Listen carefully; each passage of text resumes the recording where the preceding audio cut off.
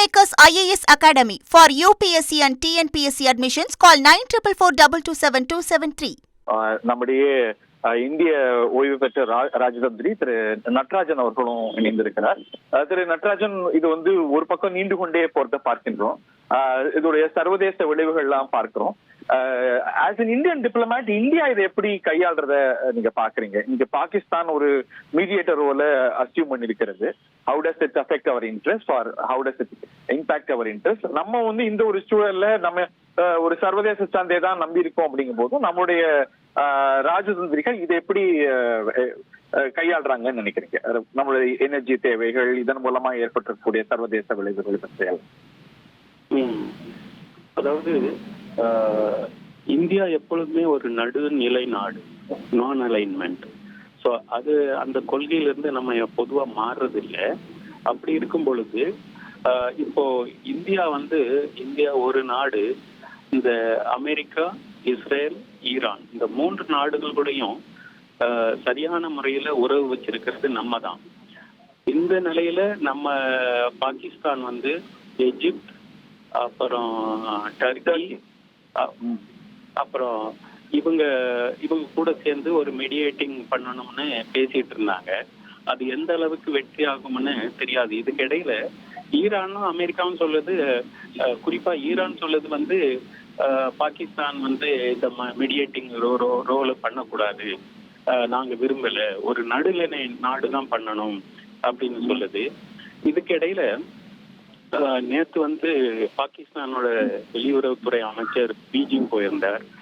அவர் அங்க அவருடைய counter part கூட சந்திச்சு பேசி அவங்களும் ஒரு மீடியேட்டிங் பண்ணணும் அப்படின்னு நினைக்கிறாங்க. இதெல்லாம் எந்த அளவுக்கு ஒரு சரியான முடிவை கொண்டு வருங்கிறது ரொம்ப சந்தேகமா இருக்குது.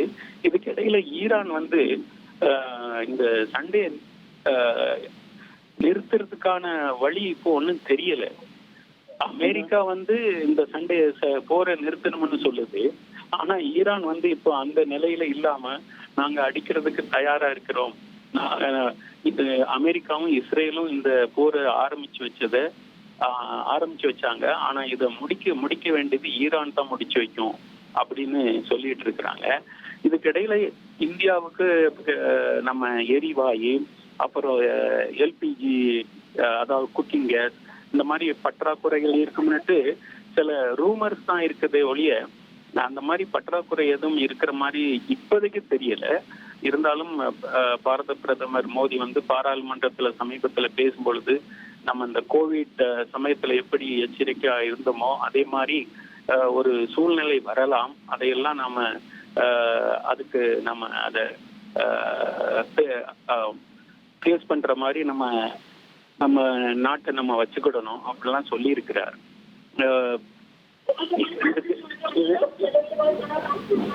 இடையில ஸ்ட்ரெயிட் ஆஃப் ஹார்மஸ்ல இருந்து நம்மளுடைய வணிக கப்பல்கள் கொண்டு வர்றதுல ஒன்றும் இது வரைக்கும் பிரச்சனை அதிகமா இல்லை. இப்படியெல்லாம் இருக்கும் பொழுது இந்த போரை எப்படியாவது நிறுத்தணுங்கிறது இப்போ அமெரிக்கா இப்படி அடி வாங்கும்னு எதிர்பார்க்கவே இல்லைன்னு நினைக்கிறோம். ஸோ அதனால எப்படியாவது இந்த போரை நிறுத்தணுங்கிறது எல்லாருடைய ஆசை தான். சர்வதேச நாடுகள் இந்த போர் எப்படியாவது நிறுத்தப்பட வேண்டும் என்று நினைக்கின்றார்கள். இது இன்னும் ஈரானை பார்த்தா இப்போ இந்த போர் இப்போதைக்கு நிறுத்துற மாதிரி தெரியல. எவ்வளவு நாள் இந்த மாதிரி தொடர்ந்து இருக்கும்?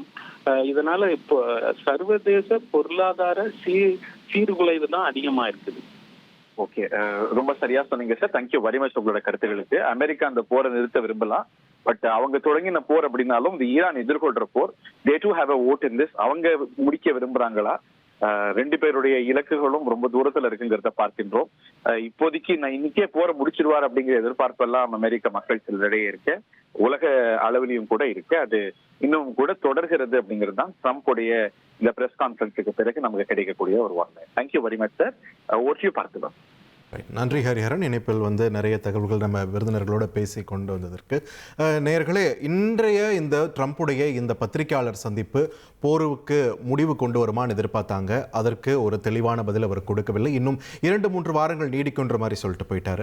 நேட்டோவிலிருந்து விலக போறாரா அப்படின்ற ஒரு கேள்வி எழுந்தது. அதற்கும் ஒரு பதில் இல்லாமல் போயிடுச்சு. ஸோ ஹோர்முஸையும் கை கழுவிட்டார்.